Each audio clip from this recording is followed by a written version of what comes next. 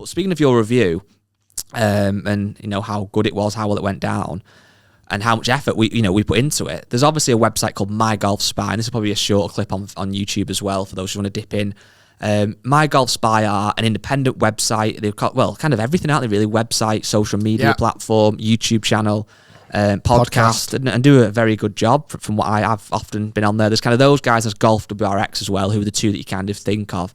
And what was really interesting is they have a lot of a big audience, and their audience probably differs from ours a little bit in the sense that they're much more the hardcore golfer and the hardcore kind of equipment enthusiast as well, who want to see clubs weeks and months before they come out and know every detail and know really the kind of intricate facts. Whereas our audience, we have some of those, which is great, but we have a much bigger audience that you casuals just want a quick dip in and out, get the top line figures.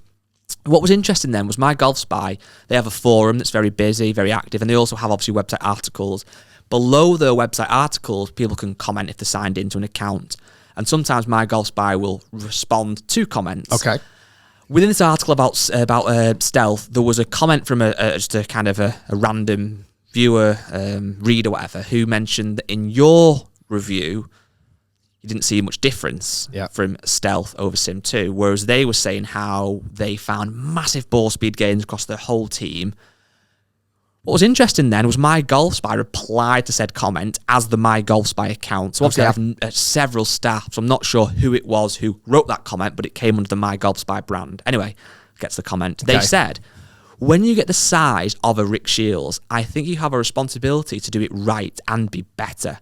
It's really unfortunate that someone hitting 5 or 10 shots in the driver can impact a company that has been working 20 years to develop.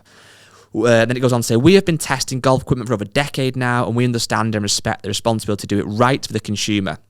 After 10 plus years of testing, what I can tell you is that the majority of these products that get released have to use words and marketing to make their products sound good.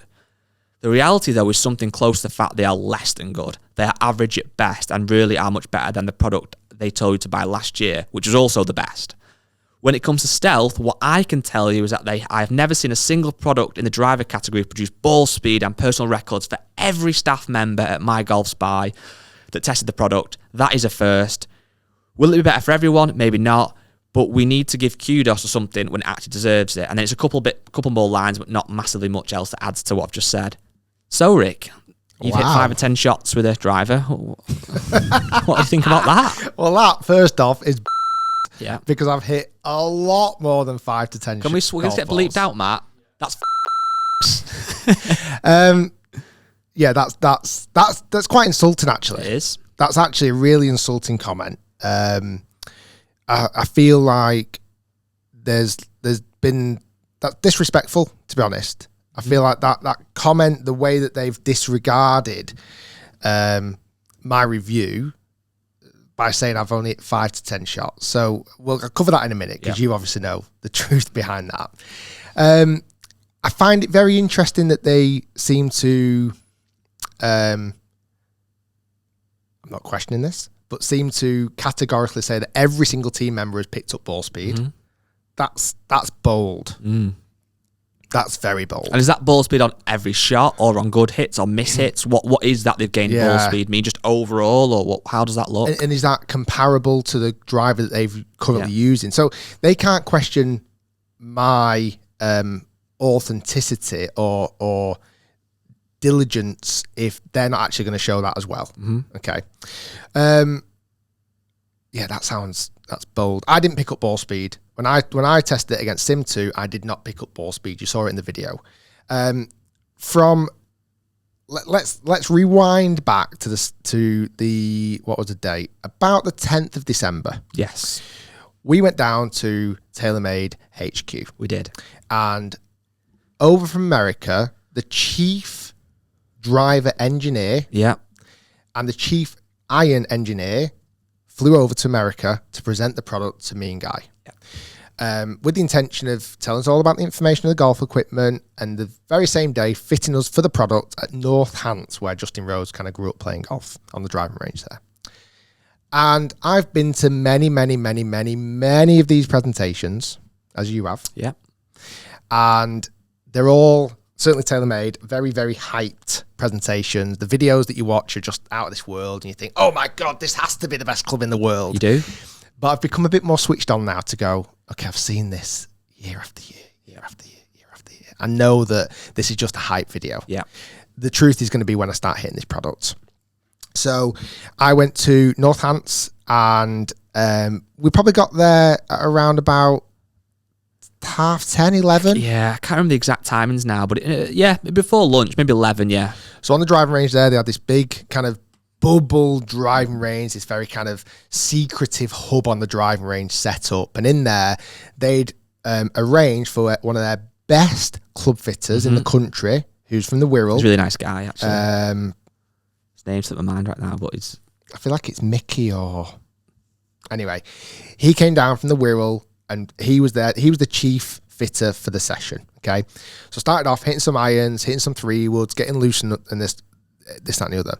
Now, one of the things that I never, ever do in these scenarios, because I've seen it before in the past, and I absolutely hate it, they always say, bring your gamer. Yes. Which I hate that term anyway. But bring your gamer. Bring the driver that you've currently got. But that's not what I'm there for, because it just becomes a dick measuring competition. Yeah, well, all they want to do then is you hit some with your driver, which at the moment is a Ping G425 Max. That's kind of irrelevant.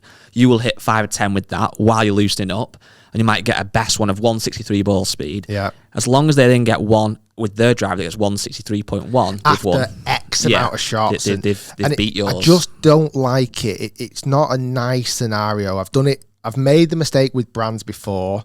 I had an awful experience with this at Titleist once. They're much better now, though, aren't they? Oh yeah, because I'm a lot more. Yeah. I'm a lot more switched on with it. But surely to some degree, if you're a customer paying for a product, then your current driver is important because they want to see your shot patterns. And also, it sounds bad. A lot of golfers overestimate how far they hit it. We all do. I probably do it as well. So you say, normally hit my own driver 300 yards.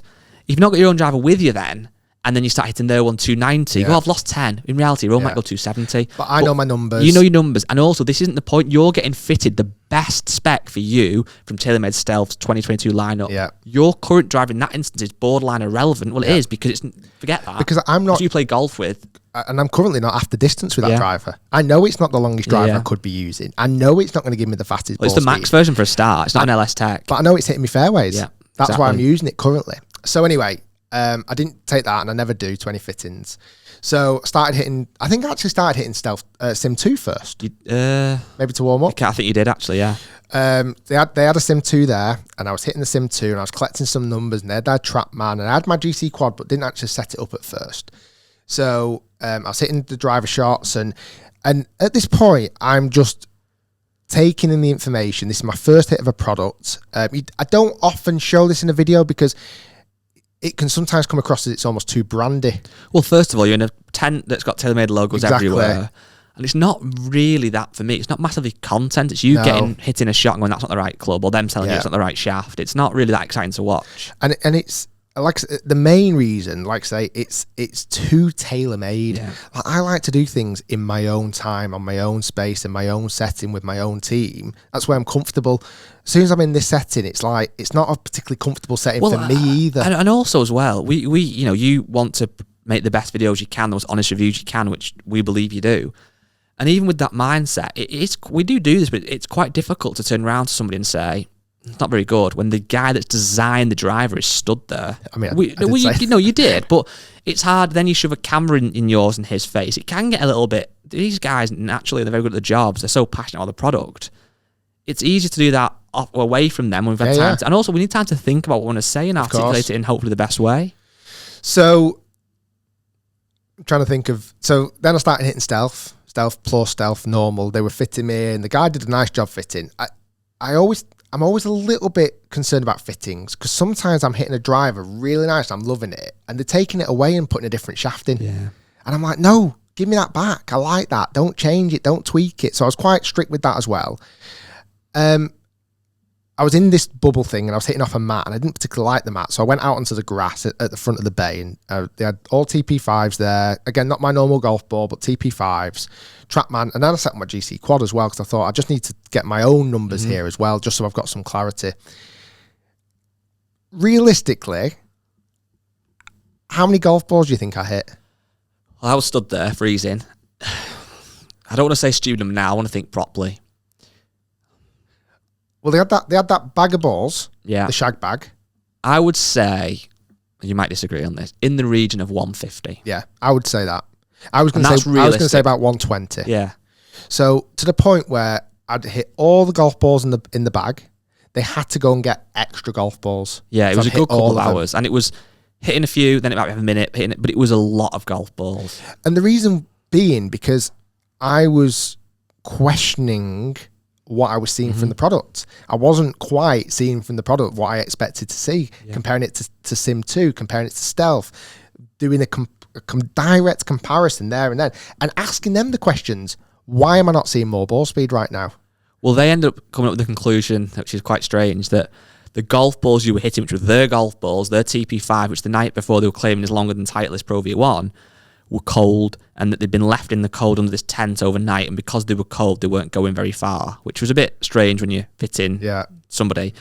Anyway, we then obviously took the drivers, got sent the drivers in the specs that you got fitted for, and then you did a lot more testing, which again, some is on camera, some isn't on camera. I would say the audience have probably seen 10% of what you've actually hit. I was literally going to say 10%, yeah. So in the video, I mean, even less, I don't know actually. Because even when I go Tour X and I was hitting all those drivers, we're in that room for a couple of hours. You don't see all drivers. the shots. Like, there's no point in seeing all the shots. But what I kind of come back to with the comment from MyGolfSpy, and they can criticise what we do, what you say, as much as they want, and they're very intelligent people, so I'm not questioning their kind of the way they do things at all, really. But what I am questioning is how would they say we hit 5 to 10 shots? Because even on the video, you hit well more than 5 or 10 shots, obviously. But surely they know from kind of content creation, the experiments they do, that the actual product you show the consumer, which might be a 10-minute video, 20-minute video, so much goes into that. Even the editing process can take days. Like, they obviously know you've not hit 5 or 10. So why are they using that as kind of a low blow to suggest? And this is where I think it differs. I massively respect their testing process. Yeah. And again, this goes back to this point, and I think there is a bit of a divide between this. I still think it's my own review where they do a test, a very, very big test with lots and lots of different golfers of different abilities to come up with their actual summary. Yeah, typically. But yeah, to go back to the point of hitting only 5 or 6 shots, that's absolute horse